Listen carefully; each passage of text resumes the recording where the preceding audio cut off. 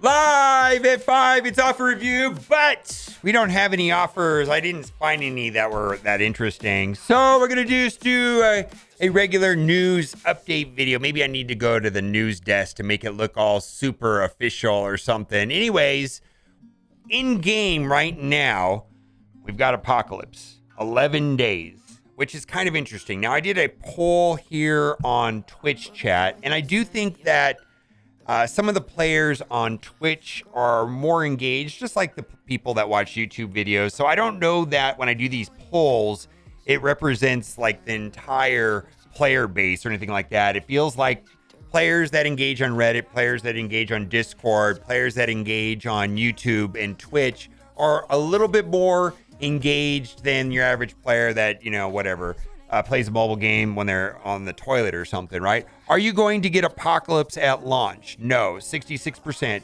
34% of the people said they're going to get a baby Apocalypse. I'm going to be getting a baby Apocalypse there.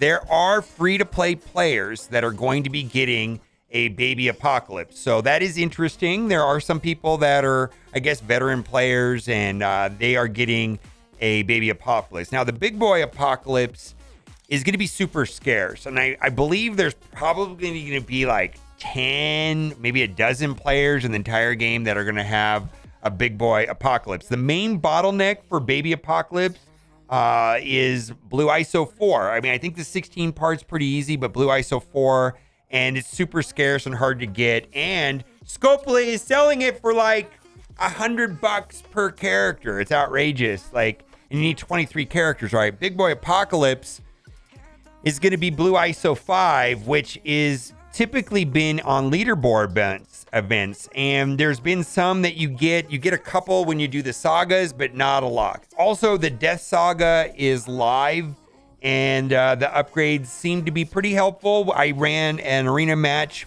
with Archangel and the other horsemen, and they did pretty well. And I think the extra armor and the other extra crit actually made a difference. Because they're close. We're also getting some, I'm not sure what this is. I just want to say that some people are getting this, some people are not getting this. I went back and looked at the blog post and I could not figure it out.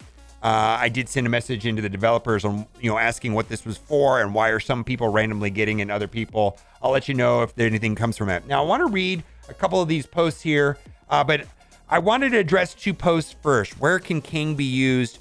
Is he plug and play, or does he need a full Master of Evil to be effective? He is plug and play.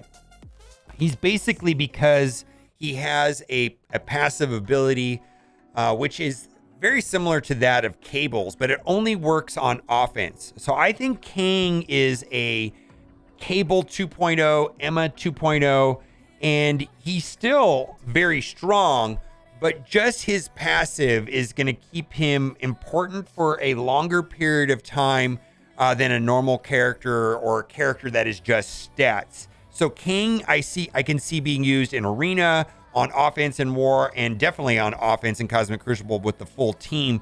But even after his team goes by the wayside, I think King is going to be an important character in this game for a long time, just like Emma has been a character that's important for a long time.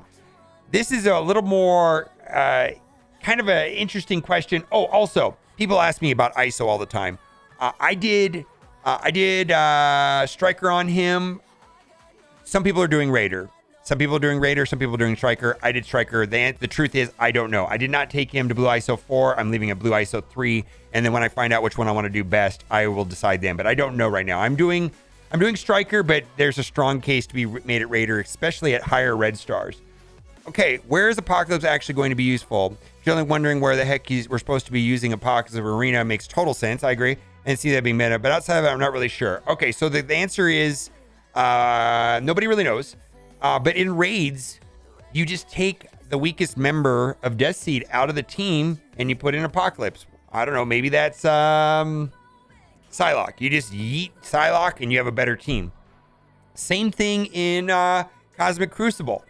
You just you remove the weakest member of an existing Horseman team, like a Scarlet Witch, and you put in Apocalypse, and the team is better. You remove Phantom X maybe from Unlimited X-Men, and you have a better team. I don't think we're going to be destroying entire teams just to make a full Horseman team. What I see is that in every game mode, like let's say war, you remove one of the horsemen. Maybe it's Abomination, and you put an Apocalypse instead of Abomination. Then you have a better Gamma team. You're going to get a better Gamma team in war. You're going to get a better Unlimited team inside of Crucible. Or maybe you just make a better Darkhold team by removing a Scarlet Witch. That's how I feel that Apocalypse is going to be used. Is he's just going to replace one member on existing Horseman team. Of course, we're just speculating. We will know for sure in maybe 2 weeks or so on how that's going to play out. We're going to see. What's the big rush? And I just like this post, and this kind of ties in to what we talked about yesterday. And I think this is a really nice way of approaching the game. And I found this post to be refreshing. Reddit is often salty, and this is not a salty post. What's the big rush? 1,400-day player here, 18 million collection power. I want to express my point of view with the state of the game and how I handle things. I take on the game with understanding that we will never win or beat the game. There is no end. So with that in mind, there's no need to spend extreme amounts of money or rush to the end of any event or stress ourselves out for a new character. What is the point? For every meta-breaking character they release, 2 more will be released to take their place in a few months. This is true. I remember when Dad Bros were the most OP pair of tunes on the game. That's true. I remember when Hela was game-breaking and Ultron was the premier prize. Ultron was very over-the-top powerful when he first came out. Take your time and play the game at a place that makes you comfortable. Wow. Easier said than done, right? And surround yourself with like-minded alliance mates. I think that's also an excellent suggestion. If you're on Iron Mac or part of Legion, there's no point in buying every offer and complaining about every event. You'll eventually lock King. You'll eventually beat DD5. You'll eventually get Apocalypse. What are you rushing for? FOMO is a disease. You aren't missing anything. You'll eventually get there. And I believe the game actively wants to foster the exact opposite of this post. They want panic, spending, frustration, fear of missing out, buy or die, all of that for sure. Brand new request.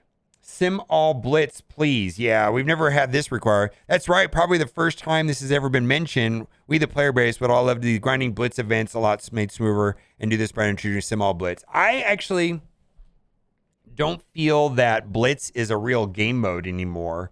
Like, I understand that it was and what the purpose of it, but the way that they're using blitz now is a function of your time or spending money. And they know that it's an inconvenience to be doing it every 2 hours. And because it's an inconvenience, they're going to say, what is your time worth? Would you rather just spend money or log in every 2 hours and, play 5 minutes of blitzing, every 2 hours? The choice is yours. They actively know that it's a bad game mode that is generally perceived by the community as not great, but it boosts their engagement and it's a way of them frustrating the community. So guess what? Now it's time for the giveaway, and we're going to have 2 giveaways today. So this is a very special Boomer special. I really hope you liked today's video, because if you did, you are in luck.